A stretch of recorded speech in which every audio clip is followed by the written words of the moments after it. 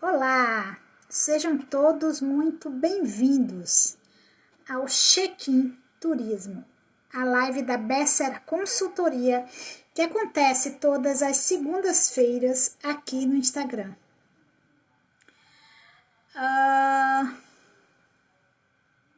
O nosso convidado chegando aí. Boa noite, Jarbas.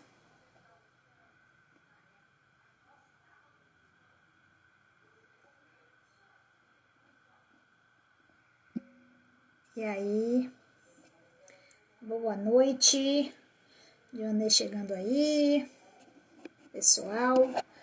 Jarbas, faz a sua solicitação. Eu tô...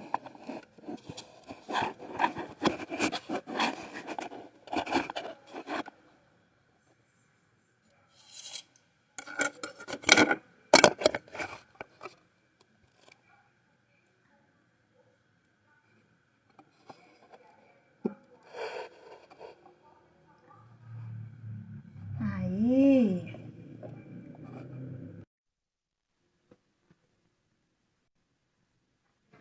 Agora, dando início novamente, boa noite a todos. Oi, Jarbas, tudo bom? Boa noite, Ana Paula, tudo bem? Pois é, sejam todos muito bem-vindos ao Check-in Turismo, a live da Besser Consultoria, que acontece em todas as segundas-feiras aqui no Instagram. A Besser atua na criação, implementação e desenvolvimento de projetos junto ao poder público, iniciativa privada, terceiro setor. Todos os nossos trabalhos e clientes você pode encontrar no nosso site, besserconsultoria.com. E a nossa missão é transformar ideias desafiadoras em soluções práticas e que efetivamente agreguem valor ao nosso cliente. E nós ajudamos você a aumentar o fluxo turístico do seu destino. Quer saber como? Entre em contato conosco aqui no direct ou envie uma mensagem através do nosso site da Besser Consultoria. Jarbas, você alterou a posição da sua... Não alterei, não. Eu não estou nem me vendo. É por isso, você estava vendo, eu estava vendo o armário aí na frente. Eu fui ver o armário, por isso. E eu, Ana Paula Oliveira, juntamente com meu amigo e sócio Jarbas Modesto, vamos conduzir essa live hoje aqui, né? Lembrando a vocês que toda segunda-feira, última segunda-feira do mês, a exemplo de hoje, né? Nós faremos uma reflexão, né?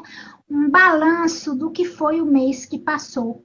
E esse mês, um mês bem especial, porque foi um mês onde aconteceu o Dia Mundial do Turismo ontem, o Dia Nacional do Turismólogo, né? Onde Está acontecendo a base. Isso mesmo.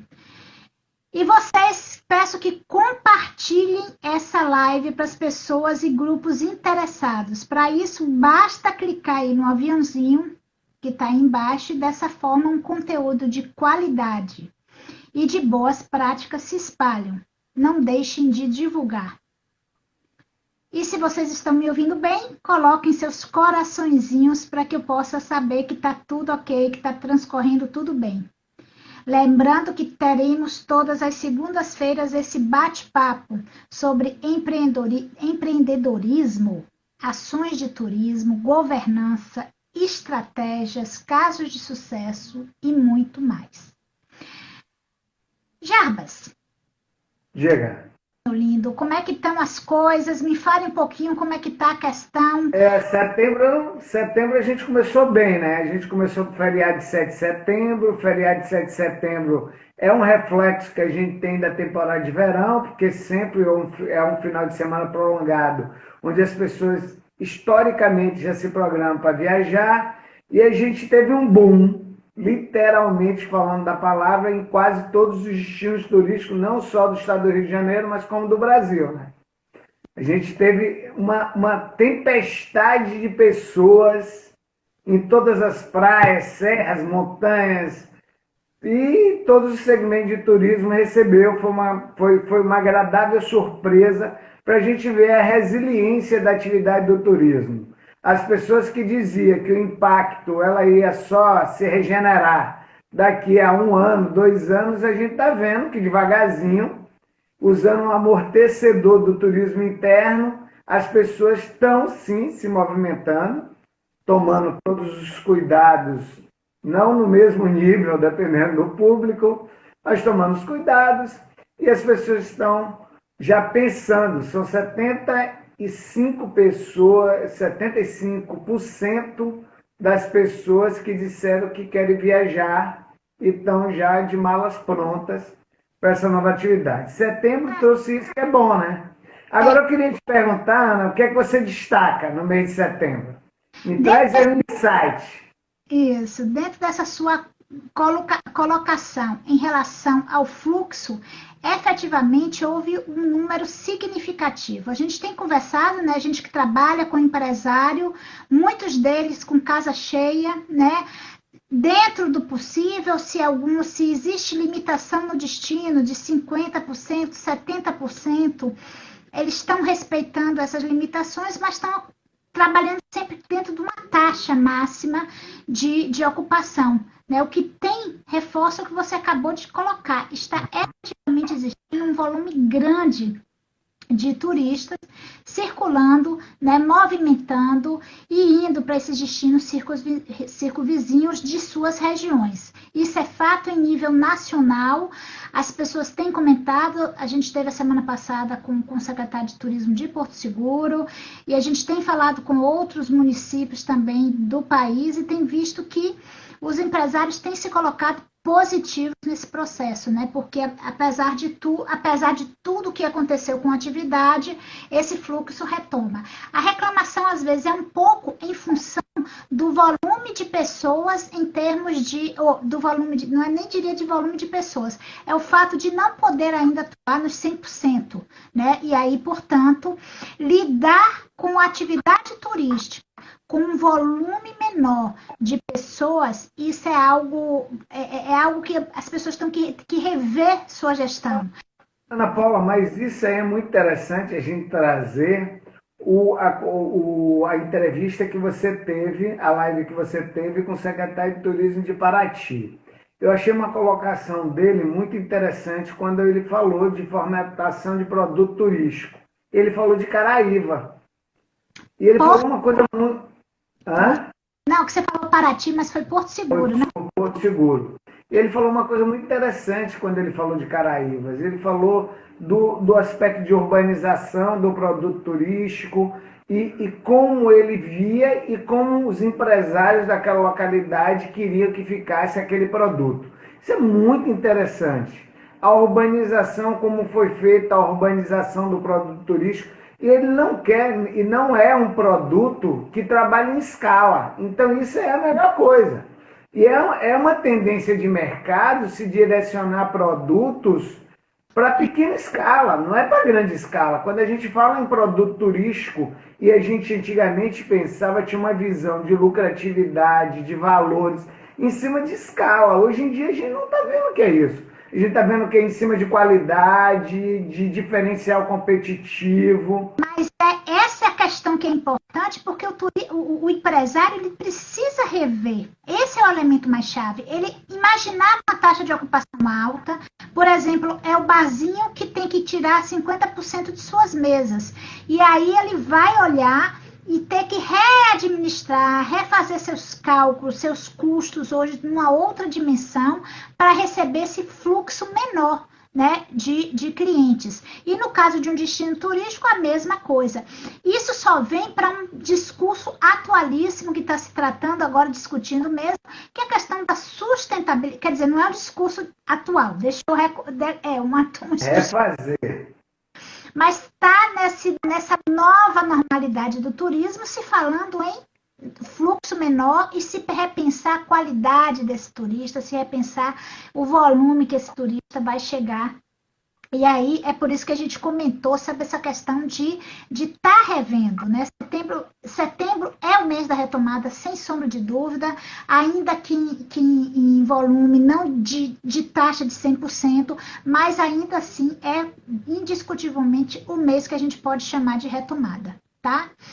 Mas eu queria só dar uma adendo aí, quando eu digo assim, hoje, e essa taxa de 100%, Ana, enquanto não tiver vacina, Não. ela não vai existir. Então, trabalhar com hipótese é bem difícil. Eu acho melhor a gente trabalhar com uma coisa bem real. E essa realidade de 30% de ocupação ou mais, dependendo do tipo de equipamento, dependendo do tamanho desse equipamento, e a gente sabe que os protocolos, a gente está trabalhando nisso ativamente aqui na Bessa, com protocolo sanitário, e a gente sabe que isso está mudando de estado para estado, de cidade para cidade. Então, a gente começa a ver que a mudança de comportamento do empresário, até para as taxas de ocupação, ele tem que rever, porque é muito melhor ele ter um ticket médio maior do que ele trabalhar muito e ganhar pouco. Aí é rever conceitos. Agora mesmo, quando abriu, Noronha, Noronha já é um lugar caro, um destino caro, é um destino que cada dia está se tornando mais seleto por causa até desses protocolos sanitários. E agora ainda botou, o governo do Pernambuco botou, você tem que fazer um exame antes e depois. Então imagina, esse custo vai ser bancado por você, esse exame tem que ter 24 horas, então você tem que criar infra para isso, porque você vai ter que embarcar quase fazendo um exame, e não é um exame qualquer, não é aquele que você compra na farmácia e faz, mas é um exame muito mais apurado. Então a gente tem que ver que não é só tomar um café, é uma coisa muito maior. A gente não está falando de uma coisa, de um produto que a gente possa estar usando a flexibilidade dele como produto, mas a gente tem que pensar muito na sustentabilidade na Agenda 30. Isso. E a gente começa a ver esses parâmetros que você falou, que agora com a própria BAV. Eu acho que a própria reestruturação de eventos híbridos e muito mais virtual é uma tendência de mercado que é aquela evolução que você fala o tempo inteiro. A gente evoluiu 5 anos em 5 meses. Então, é uma tendência que a gente não estava esperando. O agente de viagem, que aí é uma coisinha que a gente precisa falar um pouquinho desse agente de viagem, ele tem que ver como é o comportamento dele pós-pandemia do agente de viagem. Na última pesquisa que saiu essa semana, a semana passada, por sinal, ele vem falando que as empresas de viagem vão ser menores, as agências vão ser menores, muito mais fusão, uma sempre nicho, segmentação por nicho. Então a agência tem que começar a pensar nisso, segmentação por nicho.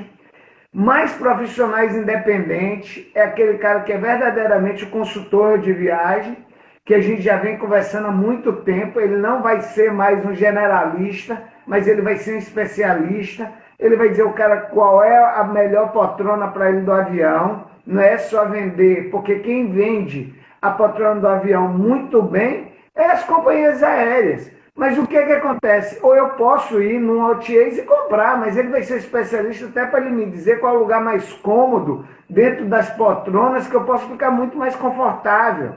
Ele vai trazer uma realidade completamente diferente do que a gente tinha antigamente. Porque antigamente, que eu estou dizendo antes da pandemia, porque a gente pode dizer que a gente está vivendo 2 períodos, antes da pandemia e depois da pandemia, então é AP e DP. Então a gente tem que começar a trazer isso, porque vai ser uma realidade no nosso segmento de turismo e de viagem.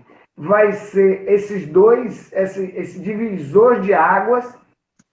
Então esse agente, quando ele começa a repensar nos serviços e preços mais transparente, porque esse preço vai ser mais transparente, ele vai trazer a realidade até de ganho para o cliente. Diz, olha, e o cliente vai chegar para ele e dizer assim, pô, você está ganhando muito pouco pelo montante de serviço que você está me oferecendo.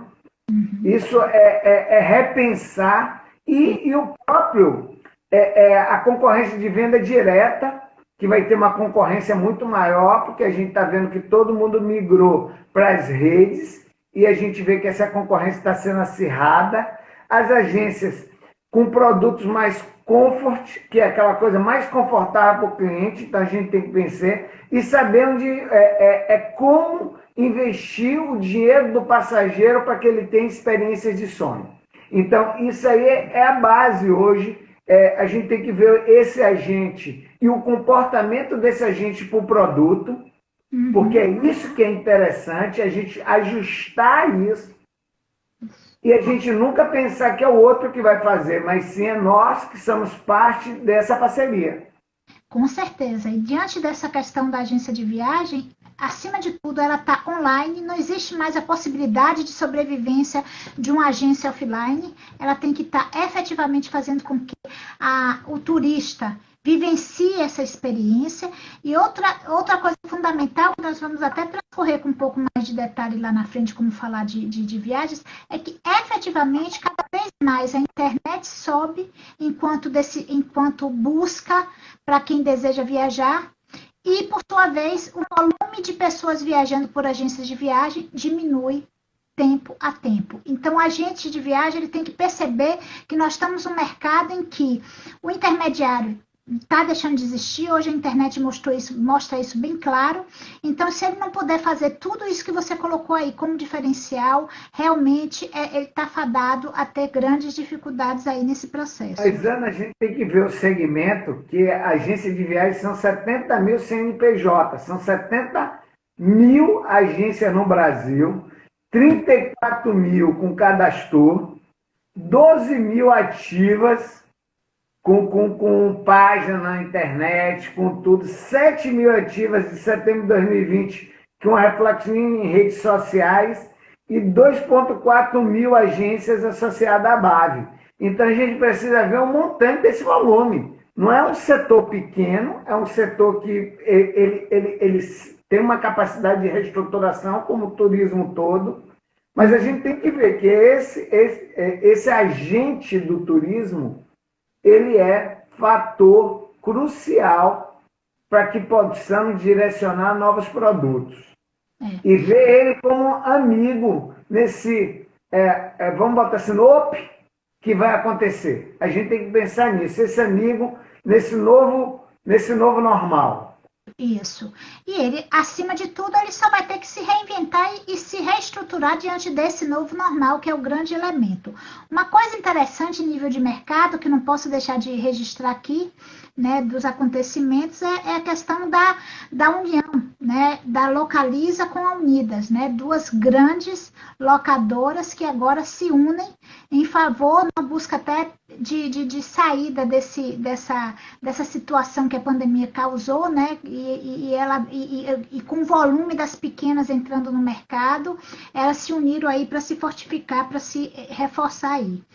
Outra coisa que reforça essa retomada que nós estamos nos referindo, Jarbas, é a questão da volta dos parques no Brasil, certo? Eles estão se reabrindo. O Beach Park, Ana, abriu. O Beach Park já está com ocupação altíssima, mesmo tendo tempo de distanciamento, feito todos os protocolos sanitários, mas você sabe que no verão, vamos botar assim, no verão nos Estados Unidos, a corrida pelos parques temáticos foram imensas, sabia?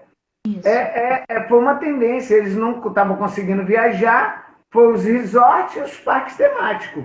Eles tiveram grande ocupação agora na pandemia, principalmente de americanos. Isso mesmo, até porque o americano também, como no caso do Brasil, está viajando no seu próprio território, né? Isso é uma realidade mundial. O turismo local, o turismo feito nas proximidades é realmente a força e a tendência, certo?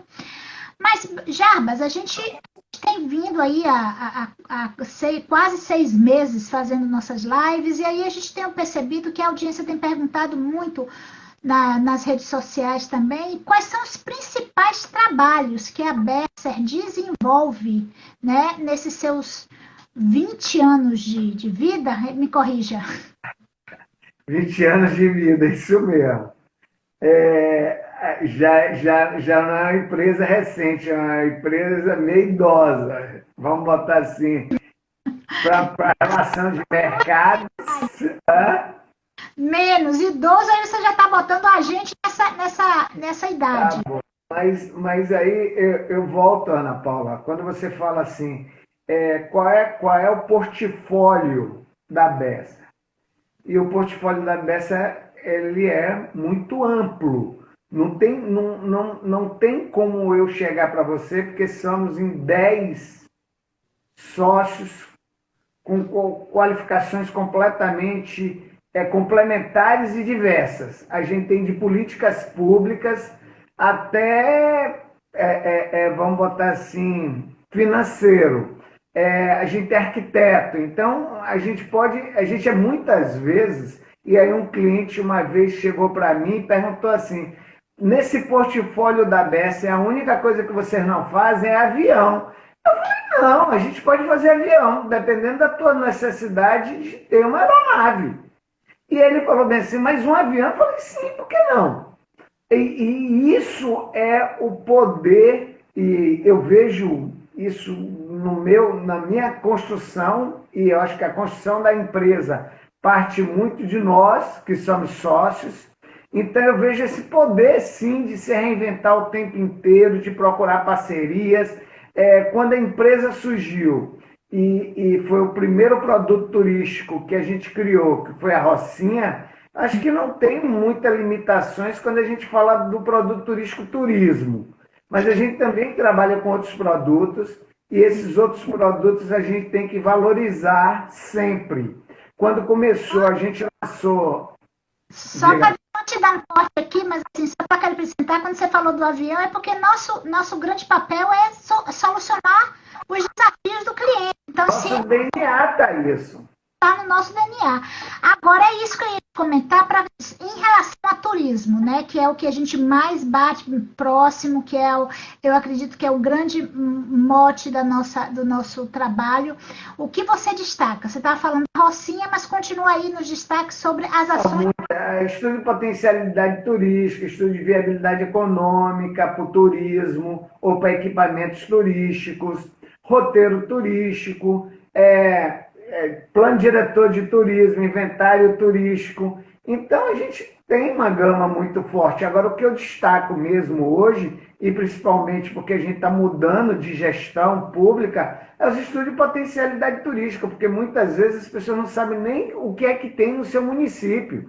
E a gente vê isso durante essa jornada toda da empresa, que a gente tem que ver. Hoje mesmo, o desenvolvimento do produto trem turístico, eu acho que é um desafio, e é um desafio que está muito dentro do nosso portfólio de turismo, porque é uma coisa que a gente sabe fazer com sapiência.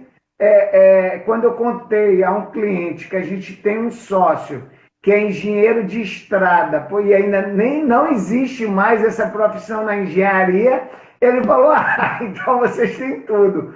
Na verdade, a gente tem um conhecimento, e é amplo esse conhecimento, a gente tem bons colaboradores, e realmente, esses colaboradores e nós estamos sempre de olho nas tendências de mercado. Isso é uma coisa muito interessante, não, mas é o nosso diferencial competitivo, porque eu acho que o mercado, ele sempre está ditando, e aí eu queria trazer uma coisa, quando as pessoas começaram a falar em pandemia, e a gente no começo de abril trouxemos os primeiros lives falando de protocolo sanitário, as pessoas nem estavam comentando nisso, a gente já estava falando de protocolo, do processo de construção de protocolo sanitário, como não ficar só com os protocolos básicos, porque a gente sabe que cada empresa tem um diferencial competitivo e ela tem que adaptar esses protocolos federais, estaduais e municipais para o seu equipamento turístico. É o que a gente não está vendo. A gente está vendo problemas muito grandes de uso de EPI, a gente está vendo problemas muito grandes, e aí o 7 de setembro foi esse reflexo. É tão grande que a gente pode ter, de novo, um fechamento de cidades. Por quê? Porque esses protocolos estão aí, mas as pessoas acham que o protocolo básico é aqueles que é o real. Não, a gente precisa adaptar isso, a gente está falando todo dia, mas aí tem nossos parceiros também, os colegas, consultores, que têm que começar a trazer isso para os empresários. E é uma grande preocupação minha. Eu digo que eu falo que minha consciência tem vezes que chega para mim e fala bem assim, mas Mas isso você não pode estar falando. Você não pode estar fazendo isso porque sai da tua linha. E eu falo, pô, não existe uma linha. Existem concepções. As concepções são diversas. Mas a gente precisa adaptar todas essas concepções no bem comum. E esse bem comum é o que a gente pretende. Eu digo que a mudança de mentalidade, que você gosta de falar muito, a mudança de comportamento desse turista, ele vem, mas a gente tem que pensar isso no equipamento, a gente tem que pensar isso no produto, a gente tem que pensar isso no destino, a gente tem que pensar em conjunto nessa rede que é formado o turismo.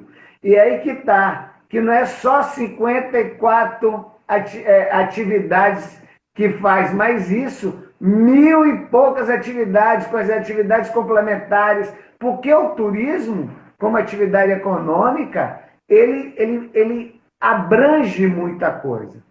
E a gente precisa começar a ver, eu fico, e aí eu dei risada esse final de semana que a gente está fazendo o inventário turístico de um município aqui no Rio de Janeiro, e aí a gente estava numa feira livre. Por quê? Porque eu fui lá visitar, porque eu queria descobrir o que é que tinha de gastronomia típica naquele município que fosse diferencial competitivo de todos os outros municípios do entorno. Pode ser uma gastronomia que você possa chamar de rústica, de pobre, de qualquer coisa, mas é a gastronomia dele, onde está na feira livre, onde as pessoas da cidade consomem, e olha que consome muito, porque 10 horas da manhã já não tinha mais nenhum produto para ser consumido. Isso não é levado para o turista, porque o próprio empresário não vê isso como diferencial competitivo, não vê singularidade de produto. E aí, quando eu estava dizendo isso com até um candidato a prefeito do município, e aí ele falou assim, cara, nunca na minha vida imaginei que isso poderia ser um diferencial competitivo no produto turístico da minha cidade. Eu falei, é uma coisa muito simples, e aí eu fui consumir. Ah, o sabor dele é ruim. Eu acho isso muito, o ruim seu pode não ser do outro. Eu até classifiquei o alimento como um alimento rústico. Já tem alimentos elaborados, muito mais bem elaborados, mas como rústico, eu achei de uma essência que podia até estar no mapa de cultura do Estado. Com certeza. Porque realmente em gastronomia ele me surpreendeu. Isso. É como o Blue Fisher, né, de Paraty, que tem alguns amigos meus aqui. Então a gente tem que começar a ver esses diferenciais competitivos e no inventário se preocupar com isso. Porque as pessoas não veem como o inventário como plataforma de planejamento. E agora na pandemia, quantos municípios não têm inventário? E como é que eu vou mensurar? Aí eu digo, não, o município só pode receber 30%, e aí, claro, a capacidade de receber do restaurante vai ficar em 3%, porque a gente não sabe nem quantos lugares aquele restaurante tem. É muito louco isso, eu fico vendo.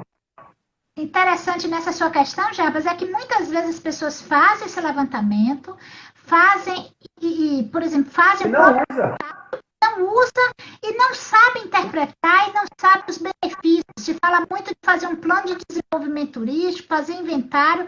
É muito um discurso recorrente de quem trabalha com gestão pública, quem trabalha com gestão para turismo, mas o que a gente conhece e vê na prática é que as pessoas não sabem lidar com essas informações, não sabem interpretar, não sabem analisar esse conteúdo, né? Ana Paula, mas a grande dificuldade que a gente tem na atividade do turismo é análise. Isso. É análise. Se você for ver, em todos, e aí eu vou unificar em análise.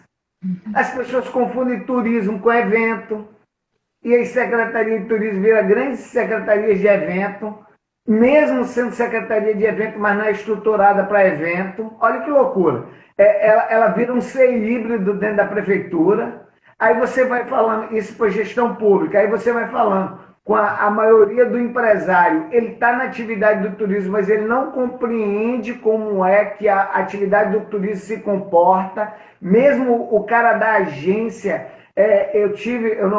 eu acho antiético, mas eu tive com um grupo de empresários na semana passada, que ele falando assim, a empresa tal oferece turismo de experiência. A experiência parte dele e ele não consegue visualizar isso. O que é que ele está fazendo de experiência? Que vai ser uma experiência complementar. Não, a experiência é quando eu vou fantasiar todo mundo e dizer que experiência... Não, eu estou tematizando a experiência. Mas experiência pode ser não tematizada, mas as pessoas consistem e enfoca que tem que tematizar a experiência. Gente, não é tematizar a experiência. Eu preciso entender o que é experiência. Quando as pessoas falam de sustentabilidade, até hoje, Ana Paula, as pessoas pensam, sustentabilidade social, ambiental. A gente tem que falar em todas as esferas da sustentabilidade, até sustentabilidade financeira da própria empresa, mas ninguém pensa nisso. A sustentabilidade é algo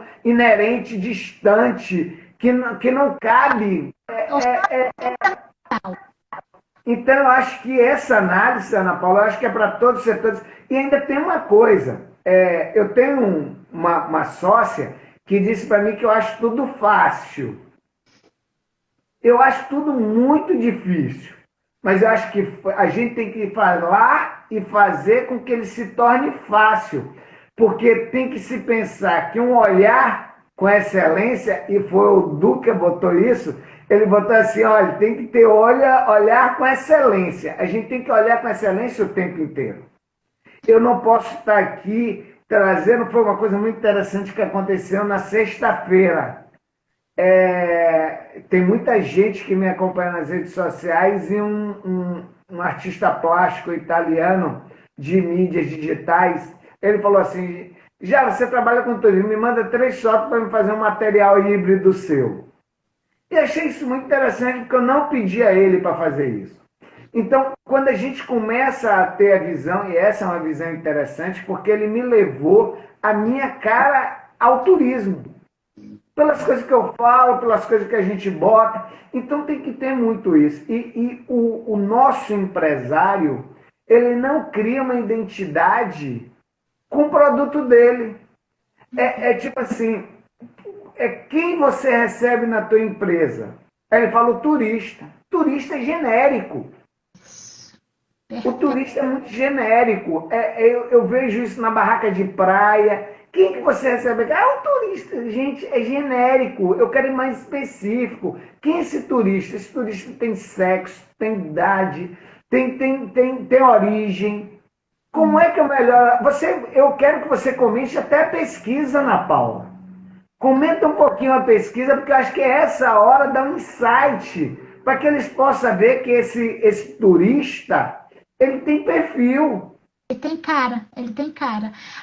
Voltando, você falando de pesquisa, eu vou falar um pouquinho desse estudo de potencialidades, que a gente nele gera 3 pesquisas, efetivamente, né? Uhum. A gente está falando aí dos trabalhos e os produtos desenvolvidos pela Besser, e o estudo de potencialidades turísticas, sem sombra de dúvida, é um dos elementos chaves para uma boa gestão na atividade. Como a gente identificou, né, como um critério forte aqui, a questão, inclusive, da inabilidade, da falta de conexão, muitas vezes, do gestor público, do empresário pertencente aos conselhos municipais de turismo e da própria governança em turismo, de entender, né, de interpretar os trabalhos, os planos de desenvolvimento. Nós partimos para um estudo de potencialidade que tentou resumir esse processo. Quando ele passou ele não chega a fazer um inventário, mas ele faz uma análise geral da oferta turística do município. Não na perspectiva vetariante, mas na perspectiva de uma análise. Quais são os principais atrativos, quais são os principais equipamentos, e aí ele faz toda essa análise. Ele faz uma pesquisa de demanda. Existe turista participando, efetivamente chegando à cidade? Então, a gente faz essa análise para perceber qual é o perfil e aí chegar ao que você estava comentando. Mas antes de chegar nisso, uma das curiosidades nesse estudo de potencialidades é fazer uma análise da própria opinião, né? da população local para saber o que é que ela acha da atividade. E é muito comum a gente encontrar uma população que ela em si desconhece a importância e desconhece que aquele destino tenha alguma relevância para a atividade turística, né? Nós temos uma tendência, às vezes, de trabalhar com municípios menores, onde não existe sequer esse empoderamento, esse reconhecimento que o município tem esse potencial. Como você acabou de falar, a questão de ir para uma feira, ir para uma feira, de repente, é um destino. É um produto dentro da cidade. Atrativo. Dependendo de como ela é organizada. E o bom, Ana Paula, você trouxe aí do estudo de potencialidade turística, porque a gente usa uma metodologia do mercado como europeu. Na verdade, ele foi desenvolvido para desenvolvimento territorial e a gente faz um cruzamento de pesquisa. Na verdade, ela é um cruzamento de pesquisa, onde a gente vê a visão do empresário, porque o turismo tem um tripé muito forte. A gente vê a visão do empresário, a gente vê a visão do usuário de serviço, que é o morador, e a gente faz também do entrante, que é o turista. Então, a gente tem 3 pesquisas, além do formador de opinião. Porque o formador de opinião é decisivo no desenvolvimento, porque muitas vezes, quando alguém vai perguntar a ele aí, tinha um filme da década de 80, do Senac, que fazia assim, o cara falava assim, vai ter uma reunião de turismo aqui na cidade, vamos lá. Aí ele dizia bem assim, o que eu tenho a ver com turismo? Eu tenho uma loja de sapato. E eu lembro como hoje, seu Zezé, que tinha uma loja de sapato, e aí ele vai viajar, e quando volta ele fica procurando quem é que está falando sobre turismo. Aí o pessoal pergunta, mas que interesse é esse, seu Zezé? E ele fala bem assim, porque eu viajei e gastei todo o meu dinheiro na viagem. Então eu vi que turismo dá muito dinheiro, porque ele emprega as pessoas, mesmo que o turista não compre sapato aqui na minha sapataria de seu Zezé, mas as pessoas que moram aqui, que ganham dinheiro com turista, ele vai consumir. Então, produção associada, as pessoas não veem isso, as pessoas não veem. E o estudo de potencialidade, a gente traz isso. A gente vê o potencial dos atrativos turísticos municipais, a gente faz um cruzamento de pesquisa, porque a primeira coisa que a gente pergunta, o que é que o turista poderia ver na tua cidade? E ele fala do atrativo, ele fala da cachoeira, ele fala da feira, quais os eventos, ele fala quais os eventos que ele acha interessante para chamar o turista. Então ele é o primeiro referencial e a gente tem aquela máxima, né? A cidade só é boa para o turista quando é boa para o morador. Então a gente traz isso. Tem uma coisa, Ana Paula, quando a gente fez o estudo de potencialidade de uma comunidade aqui no Rio, e aí foi muito interessante que a gente perguntou assim, o que é que o turista tem que ver aqui? A gente perguntou à população, e a população falou a própria cidade, a própria paisagem. E aí quando a gente perguntou o turista veio com a mesma resposta, a paisagem cênica. Então fechou, gente, ele ia visitar a própria paisagem cênica do produto turístico, porque a gente aí está fazendo estudo de potencialidade do produto. Isso. E é interessante essa sua colocação, porque, na verdade, a gente cruza essas informações, começa a fazer esse tipo de diagnóstico. E uma delas é a própria pesquisa de demanda, como você bem colocou.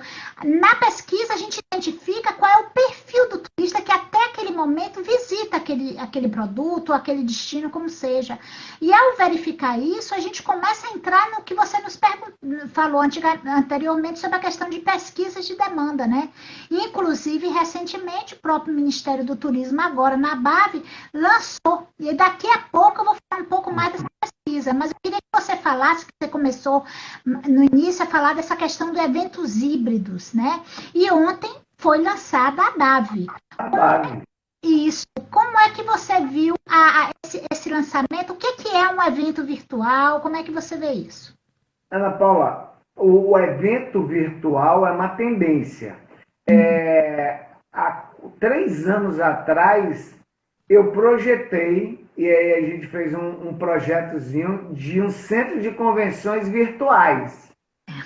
Isso eu estou falando que de 3 anos atrás. Tem uma pessoa que passou aqui na sala, Jorginho, que Jorginho, quando viu o projeto, ele falou: não acredito que vocês estão pensando dessa forma. Porque, por sinal, foi até um questionamento de uma menina que trabalha com grandes eventos. Ela falou: por que a gente não faz um evento virtual? E a gente trabalhou todo em criar um evento virtual, onde eu criei um centro de convenções virtuais.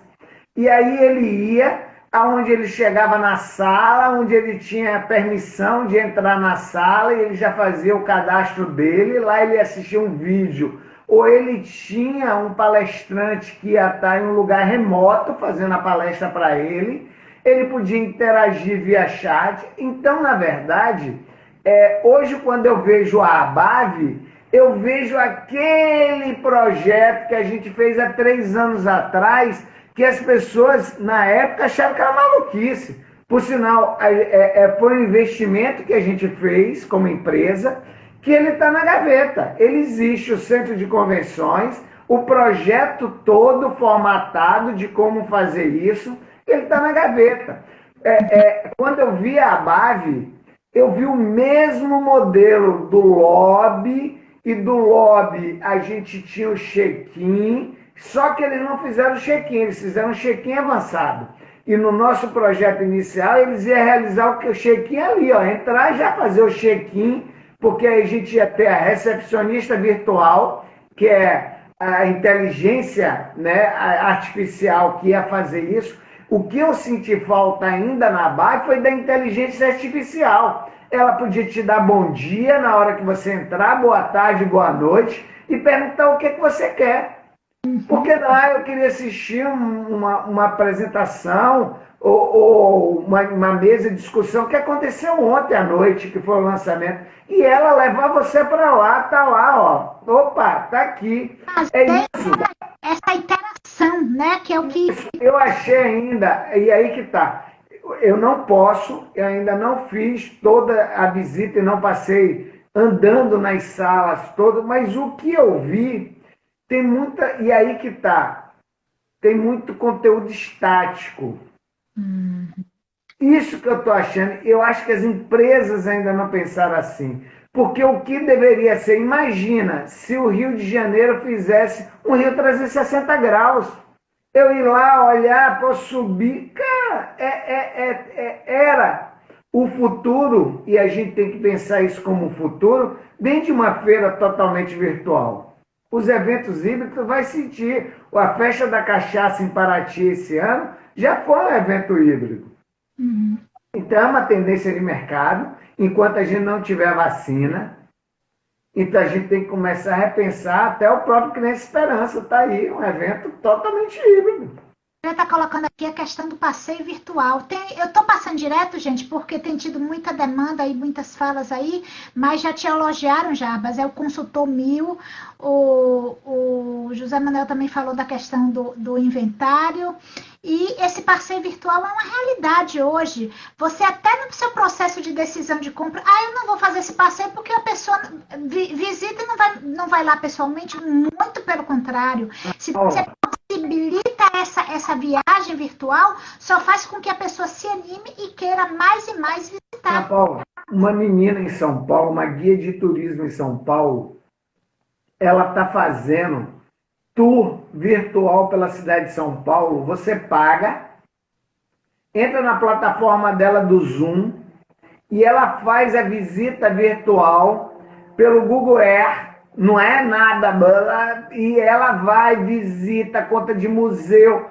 Olha, eu vou dizer uma coisa, eu vi uma matéria de pessoas que fizeram, eu não fiz, mas assim, elogiando 1000, tipo assim, foi aquele dinheiro que pagou, e aí a monetarização é em volume, porque você monetiza, não é mais R$50 do guia, mas eu posso fazer por 4, e eu ter várias pessoas, que você sabe que a gente pode botar até 200 pessoas num roteiro. Agora imagina, e foi feito. E aí as pessoas entram na plataforma, ela dá explicação, ela fala, ela vende, as pessoas perguntam. E o pessoal da terceira idade foi o primeiro público-alvo dela. Você E ela está dando um show. Agora ela só vende a cidade que ela conhece. Pois é, você está falando do quê? De reinvenção, nós estamos falando, nós iniciamos nossa live falando da questão das agências de viagem, os guias, o impacto foi assim imenso, né? Realmente foi fatal para muitos dos colegas, dos profissionais na área. E essa o que é que ela fez? Ela se reinventou. Ela se reinventou nesse processo. Ela, mesmo que seja apenas uma troca de serviços ali, né, que ela consiga ex-clientes e tal, mas ela se reinventou e, como você disse, num valor provavelmente bem abaixo do esperado, ela conseguiu ter um fluxo, né, de pessoas e, portanto, ser, no mínimo, remunerada diante dessa realidade. Né? Isso é fato.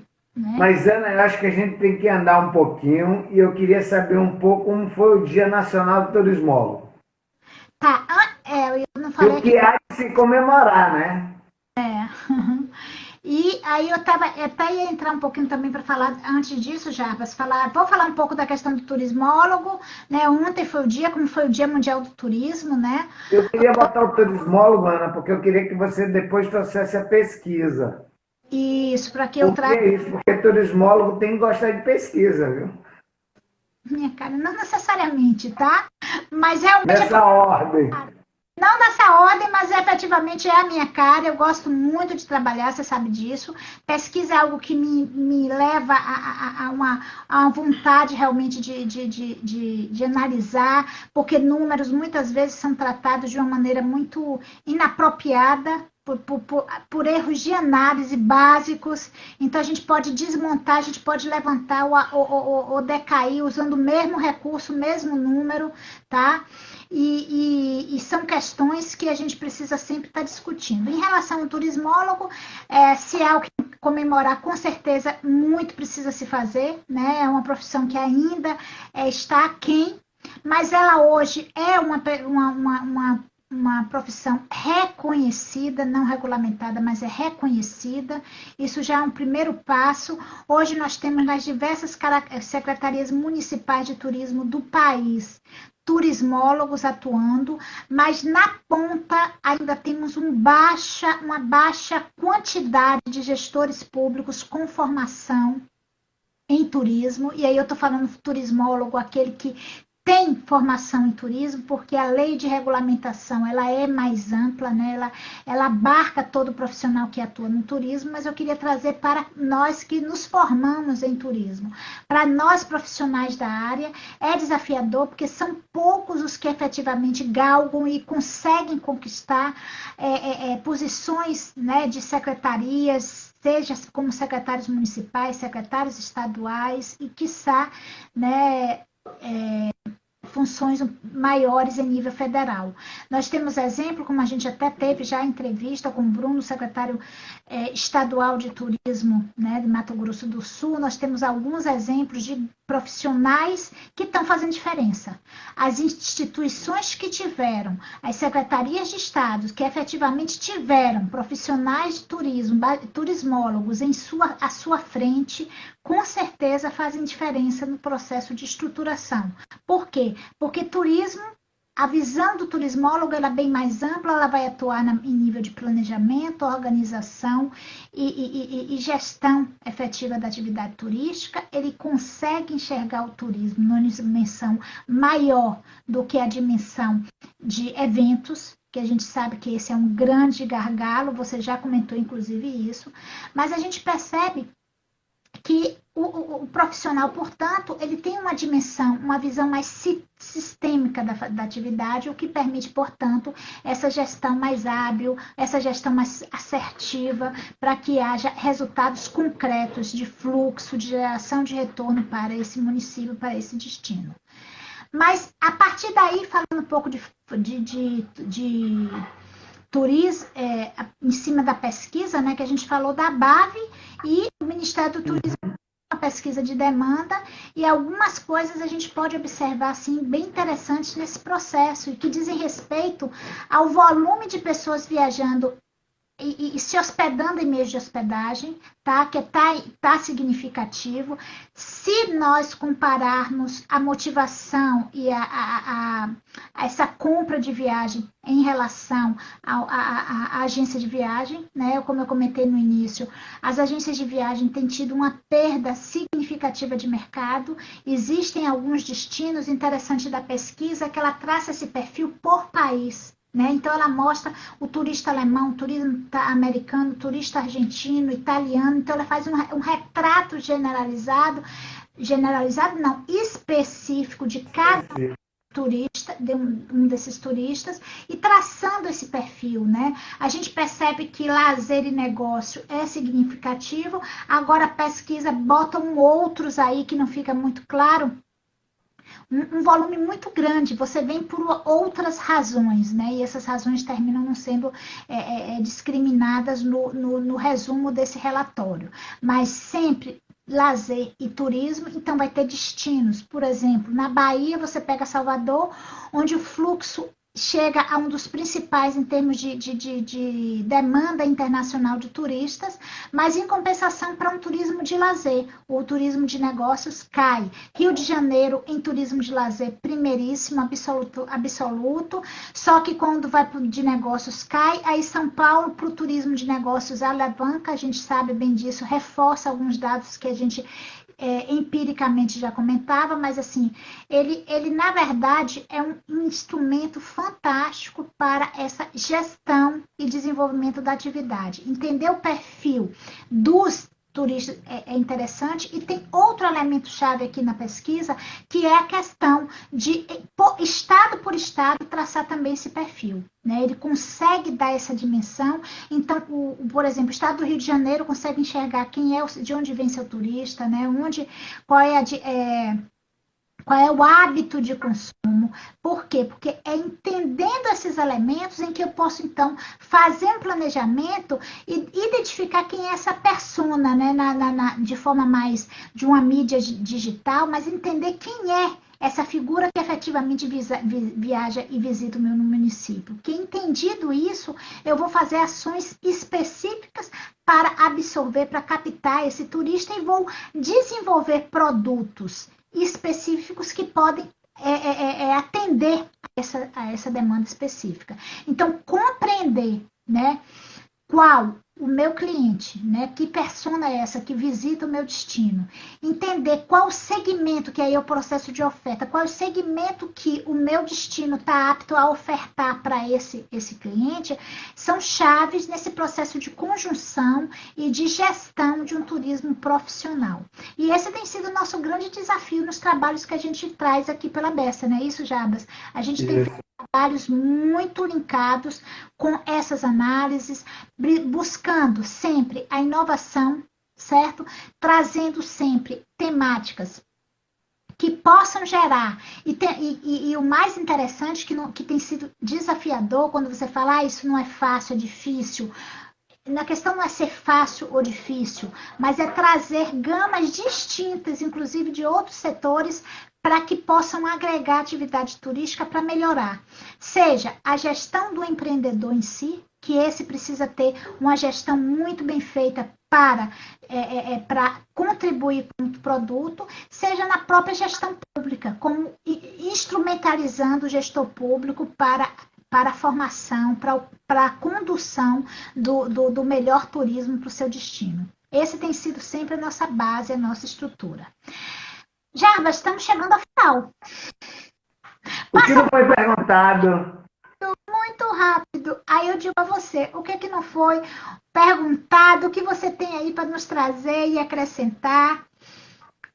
Ana Paula, setembro foi um mês realmente que impactou, principalmente porque a gente vinha numa calmaria e aí a gente entrou num mar não tão manso, vamos botar, não tão de brigadeiro, mas aí que tá, os números, eles estão falando por si só, isso é uma coisa interessante, o mercado interno, ele está respondendo bem, e principalmente o segmento que a gente achou que ia ser muito mais impactado.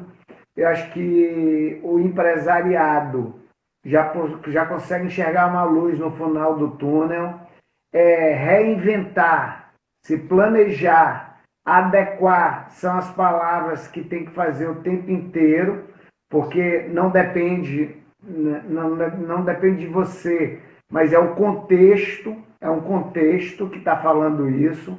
Então, o novo normal, na verdade, não é que todo mundo vai mudar e vai ficar boazinha ou vai aparecer, cair dinheiro do céu, mas é a mudança de comportamento da tua empresa e de você para o mercado que se abre.